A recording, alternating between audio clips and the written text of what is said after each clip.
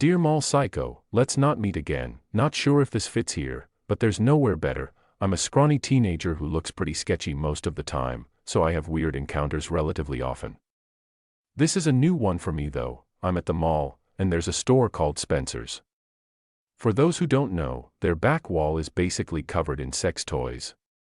I'm walking out of a store opposite from Spencer's and see a 35-year-old man with two 4-year-old girls walking into it. I don't know his name, so we'll call him Psycho. I try to help him out, so I say, that's not the kind of store you would want to bring little kids into. Psycho responds with, why can't you mind your own damn business? You little shit. I walk away by about 15 meters before saying, because there's a wall of dildos in the back, and continue walking away. I turn around to see his reaction, only to see Psycho starting to run towards me.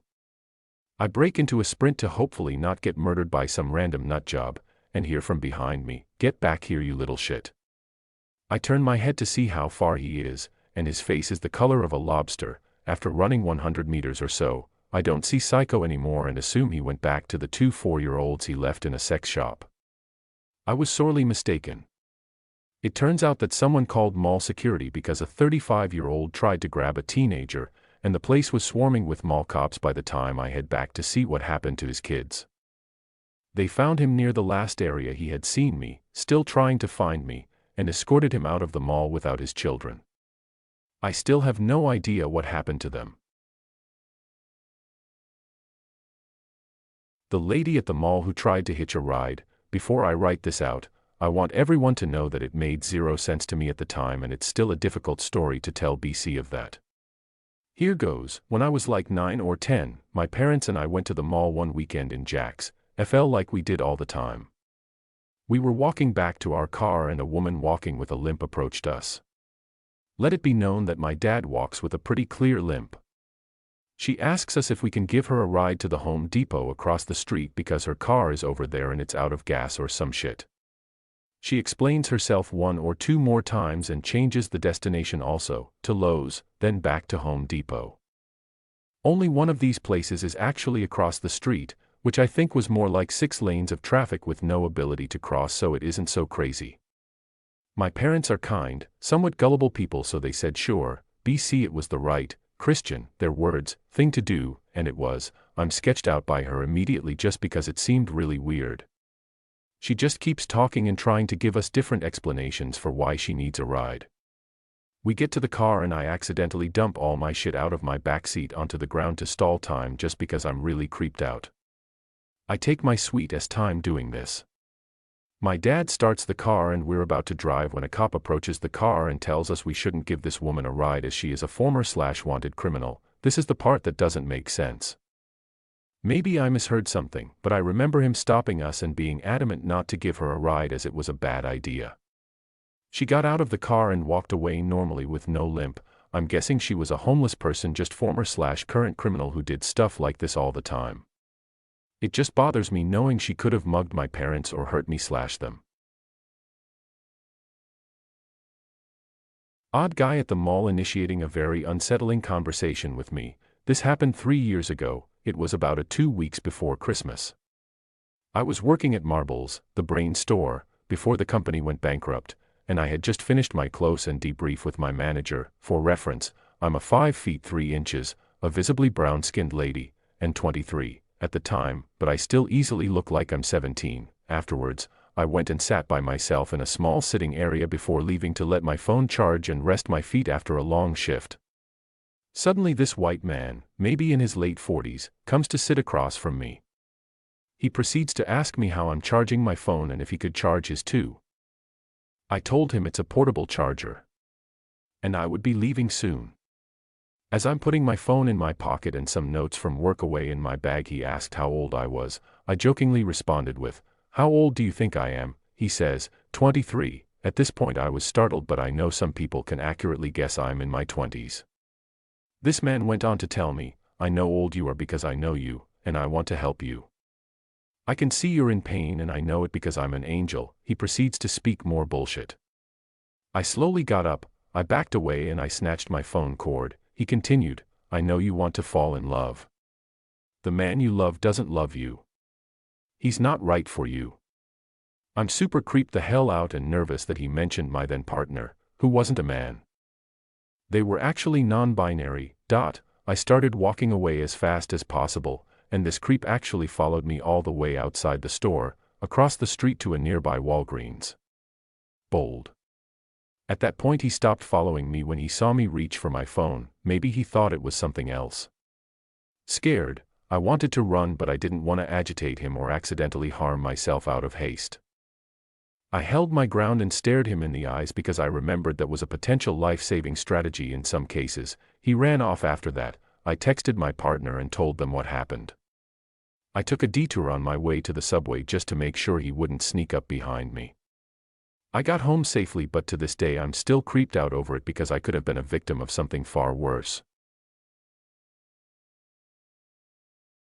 Nearly abducted from a mall in Saudi. I worked in Saudi Arabia for a few years back in the mid-90s. I had some crazy experiences there, but this one was the most frightening.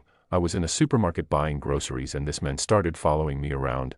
I ignored him as he tried to talk to me and kept calling me Helween Habibi, sweet baby, and kept asking me if I was Lebanese, but there was something menacing about how he was looking at me. Then he got on his phone and was talking very intently all the while watching me and following me around. This was a big, Walmart-sized store, so he was definitely making an effort, and this went on for about 20 minutes. I was very nervous at this point and checked out with my items and started to leave. Just outside the door and into the corridor of smaller stores, very common in Saudi supermarkets, there was a group of between 10-15 angry-seeming men who all crowded round me and started talking to me in Arabic. I played dumb and just kept my eyes down and kept mumbling about my husband, hoping they would think I was not a lone woman and let me go. People were walking past and working hard to not look at this threatening group surrounding a woman. Just then my amazing driver, a tiny little guy about 5 feet 2 inches, bowled through the group and grabbed my arm and started yelling at me angrily, and then at the men. He was yelling, "Wife, I have been waiting. You're so slow and stupid, and what are you doing?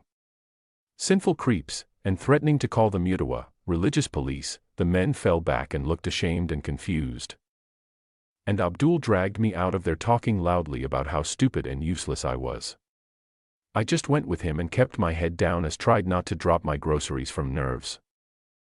We got in the car and he turned around from the driver's seat to look at me and let out a big breath. He looked terrified.